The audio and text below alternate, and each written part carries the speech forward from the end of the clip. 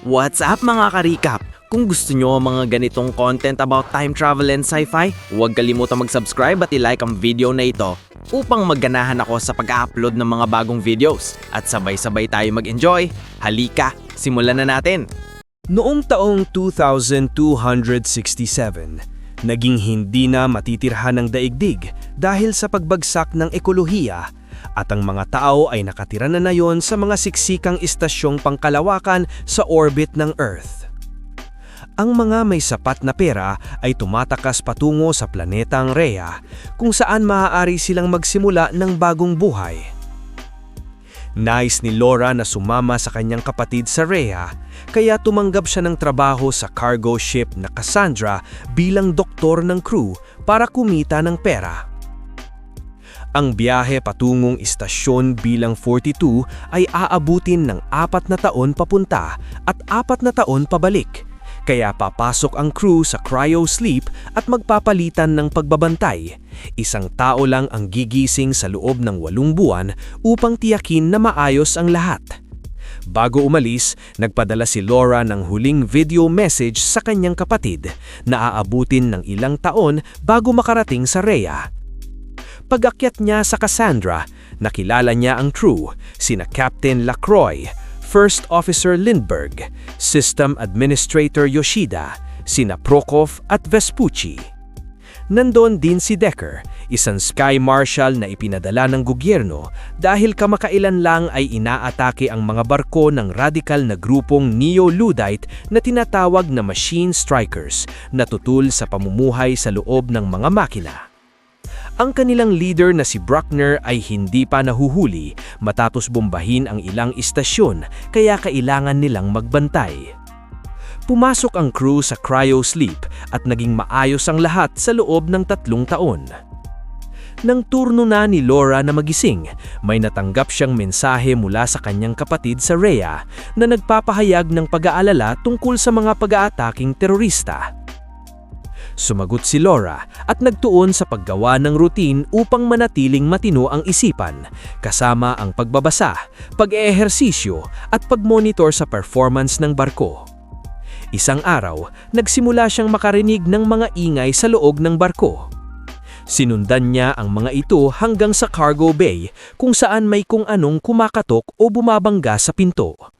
Natakot si Laura at tumakbo palayo at nabigla nang nabangga si Decker na nagsabing otomatikong siyang ginising ng sistema nang may makitang pumasok sa cargo bay na bawal. Ikinwento ni Laura ang nangyari at dali-dali nilang ginising si Lacroix dahil ayon sa patakaran, dapat naroon ang kapitan sa mga hindi inaasahang insidente. Pagkagising ni Lacroix, siniyasatan nilang 3 ang cargo bay at nakita ang mga astronaut suit na nakakalat sa sahig.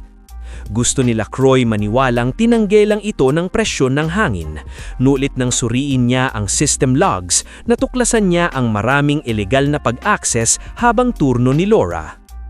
Nagsuot sila ng suit at pumasok sa containment area, nag-iwan ng metal plate sa gate upang manatiling bukas ito. Naghiwa-hiwalay sila sa paghahanap ng ebidensya at umakyat si Laura sa itaas na bahagi na may makikinit at mapanganib na tulay. Bigla niyang napansin na may nahulog. Si Lacroix iyon.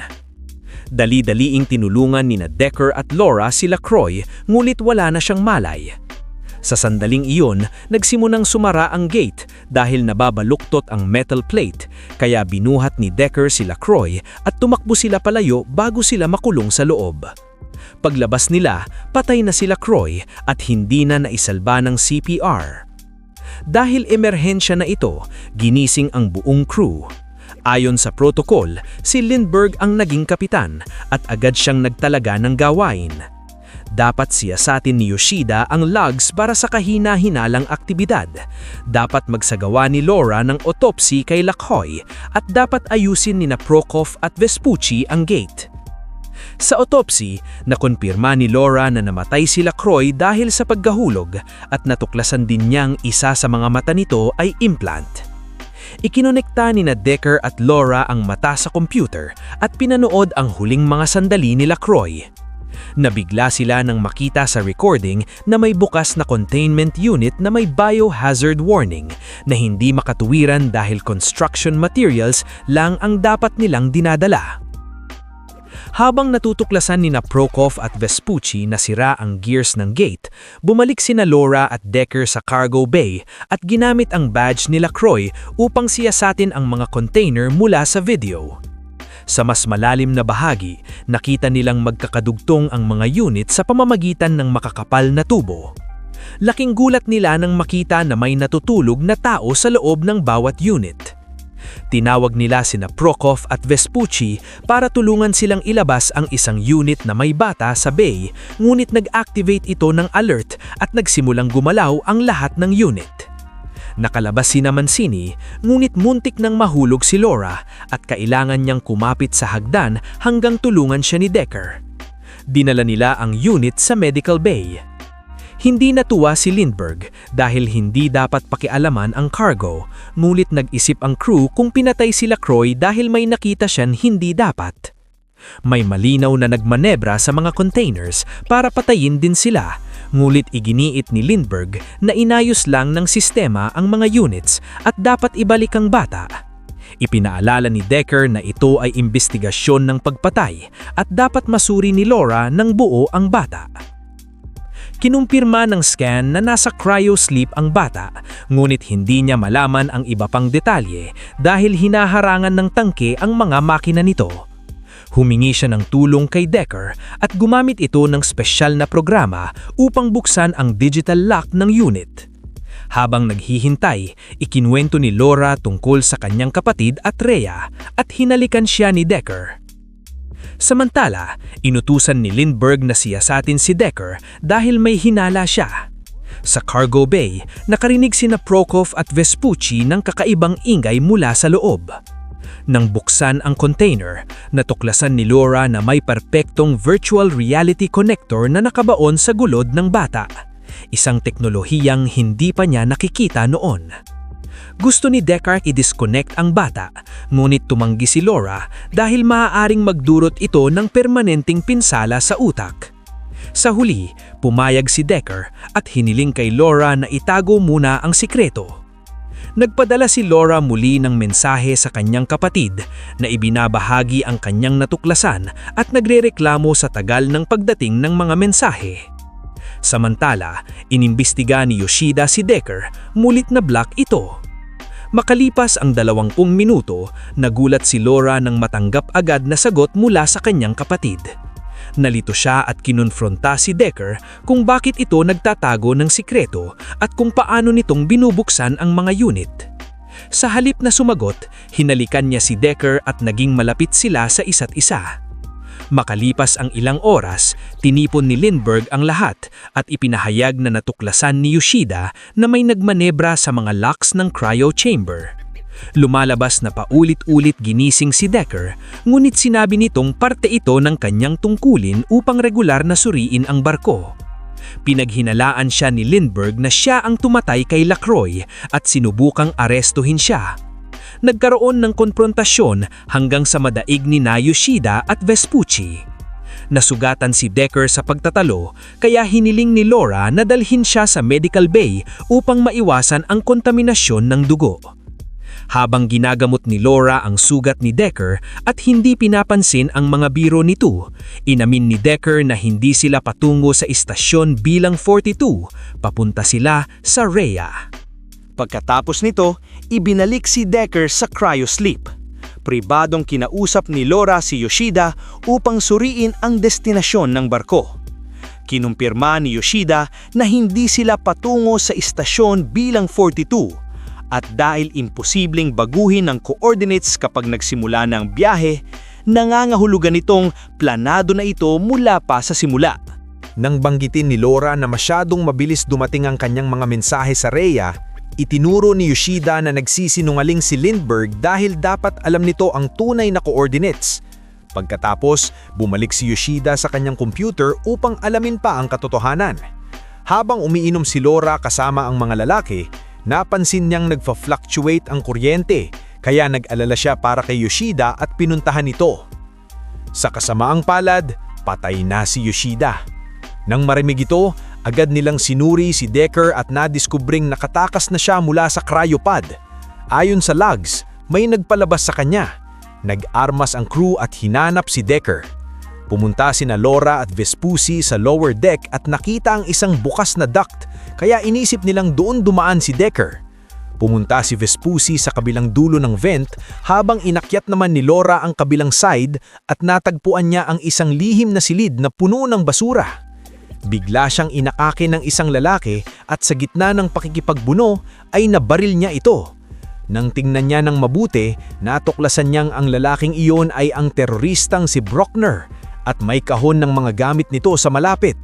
Nakakita si Laura ng mga larawan ng machine strikers na nagtatrabaho upang paunlarin muli ang likas na yaman at natuklasan niyang miyembro pala si Decker ng organisasyon.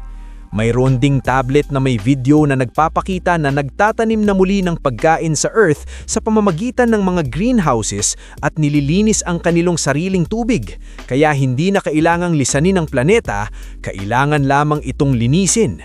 Nagulat si Laura nang lumapit siya ni Vespucci at sabihing nahuli na nila si Decker.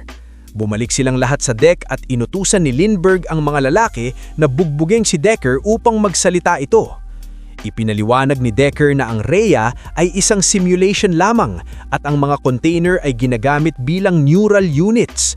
Nagsisinungaling ang gobyerno dahil kapag nalaman ng mga tao na may mga bahagi ng Earth na maaari ng tirhan, babagsak ang sistema. Inamin ni Decker na nabaliw si Bruckner at pinatay sila Croy pero hindi si Yoshida. Dinala ni Vespucci at Prokop si Decker habang inutusan ni Lindbergh na si Laura ang tapusin ang pagsusuri sa bata upang maibalik ito sa cargo hold.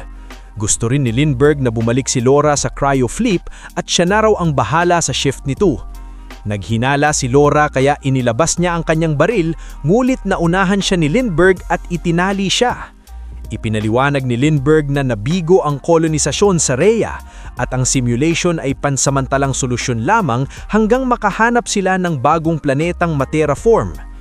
Pinapanatili nitong may pag-asa ang mga tao at hindi niyang hahayaang may sumira rito, kaya papatayin niya sina Laura at Decker at isisisi ang lahat sa kanila. Samantalang, dinala ni Vespucci at Prokop si Decker sa isang koridor at pinilit itong magsabi ng buong katotohanan. Nang malaman nilang alam pala ni Lindbergh ang lahat mula pa sa simula, bumalik sila at inilagay siya sa cryosleep.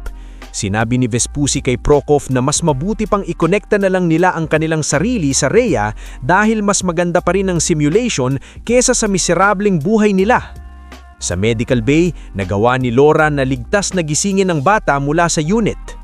Humingi ng tawad si Decker sa Laura dahil sa pagsisinungaling at humingi ng tulong. Pumayag siya basta't iligtas nito ang kanyang kapatid mula sa simulation. Gumawa silang plano. Tatapusin nila ang biyahe patungong stasyon bilang 42 dahil doon nakaimbak ang simulation. Ikokonekta ni Decker si Laura sa sistema upang magpadala ng mensahe ng katotohanan sa Earth at pagkatapos ay papasabugin nila ang antena ng stasyon. Sa mga sumunod na araw, naglaan ng pribadong oras sina Laura at Decker at kinuwento ni Decker kung paanong muling nabawi ng kalikasan ng Earth. Pagdating nila sa stasyon bilang 42, inantala nila ang delivery ng cargo upang magkaroon ng 30 minutos para maisagawa ang plano. Natuklasan ni Laura na gising na ang bata at gumagalang, kaya mabilis niyang ibinalik sa silid. Samantalang, lihim na sinuway ni Prokop at Vespucci ang plano dahil nais nilang kumonekta sa Rhea. Kailangan nila ang badge ni Lindbergh.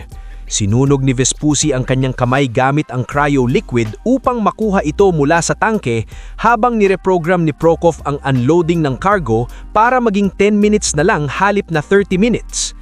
Ginamit nila ang badge upang ma-access ang mga units at mag-disconnecta ng dalawang tao para palitan nila ito sa simulation. Habang naghahanda ang sistema para sa delivery protocol, nagising si Lindbergh.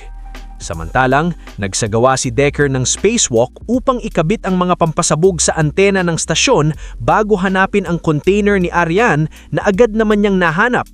Sumunod si Laura sa kanya, mulit nagmalfunction ang kanyang suit at kinailangang siyang saluhin ni Decker bago siya tuluyang matangga sa kalawakan. Ipinaliwanag ni Decker na hindi basta-basta maaring i-unplug ang mga units dahil mamamatay ang mga taong nasa loob. Kaya hiniling ni Laura na ikonekta siya sa simulation upang makita ang kanyang kapatid. Sa sandaling iyon, nagsimulang otomatikong ihatid ng barko ang cargo kaya minuto na lang natitira bago ito bumalik.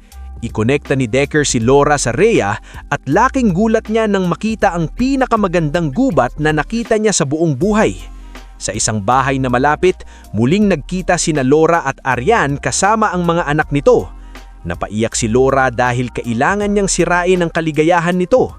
Tumakbo siya sa kagubatan at nag-record ng mensahe para sa Earth na nagbubulol sa katotohanan tungkol sa Rhea at natapos niya ito bago siya gisingin ni Decker na may masamang balita. Dahil sira ang cell unit ng jetpack ni Laura, ibinigay ni Decker ang kanya. Ibig sabihin, siya lang ang makakabalik sa barko. Ayaw niyang iwanan si Laura ngulit pinaalala ni Decker na siya lang ang patunay ng katotohanan at dapat niyang protektahan ng mga bata. Biglang umandar ang thrusters ng barko at natulak silang palayo sa stasyon. Ginamit ni Decker ang tulak na iyon upang pakalawalan si Laura at tuluyang matangga sa kalawakan. Kabila ang sagdi na pagdaramdam, ginamit ni Laura ang jetpack upang makabalik sa barko bago sumabog ang antena ng stasyon. Nang pumasok ang barko sa autopilot para sa pagbabalik, hinanap ni Laura ang bata at si Lindbergh. Nagkaroon ng labanan ng dalawang babae at nang hawakan ni Lindbergh ang isang palakos ay nabasag niya ang isang tangke ng gas. Ginamit yon ni Laura upang itulak si Lindbergh sa airlock at ikulong doon. Pagbukas ng airlock, itinapon si Lindbergh sa kalawakan. Pagkatapos, hinanap ni Laura ang bata at natagpuan itong kalmadong kumakain. Nagsimula silang dalawa ng bagong routine para sa pagbabalik na biyahe habang dumarating ang mensahe ni Laura sa mga stasyon palibot sa Earth na nagbubulol sa mga tao ang katotohanan tungkol sa Rhea. Sana nag-enjoy kayo mga ka-recap. Anong masasabi niyo sa movie natin ngayon? Mag-iwan ng komento sa baba. At huwag kalimutang mag-subscribe sa ating channel para sa mga new updates at uploads. Kita-kits sa susunod na kwento. Salamat at mag-iingat tayong lahat!